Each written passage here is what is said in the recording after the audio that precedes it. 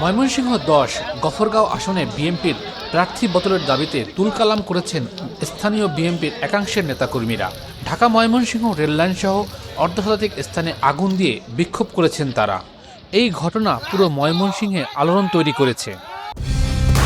Colour expert, George sap এবং mild on hands technology সমৃদ্ধ Orix crystal wash আপনার laundry expert.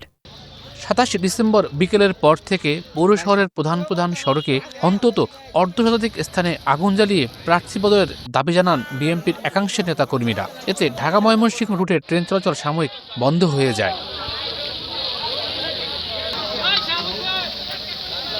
Gafargaon আসনে বিএনপির প্রার্থী করা হয়েছে মোহাম্মদ আখতারুজ্জামান বাচ্চুকে।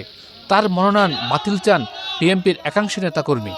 অবশ্য পরিস্থিতি স্বাভাবিক করতে কাজ করছে পুলিশ। বাচ্চুকে আমরা মানি না।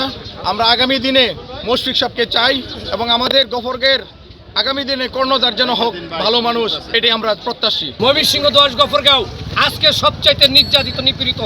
আজকে এই গফরগাঁয়ে ৬ লক্ষ লোক তাকিয়েছিল কাকে নমিনেশন দেবে। আজকে মির্জা ফখরুল সহ অনেকে টাকা খেয়ে বাচ্চু যার 10টি লোক নেই তাকে নমিনেশন দিচ্ছে। তার বিরুদ্ধে কোনো মামলা নেই, জেল হামলা কিছু খাটে নাই। অধিকাংশ লোক তাকে কেউ চিনে না। তার ওই অবৈধ নমিনেশন প্রত্যাখ্যান করি আমরা গফরগাঁওবাসী।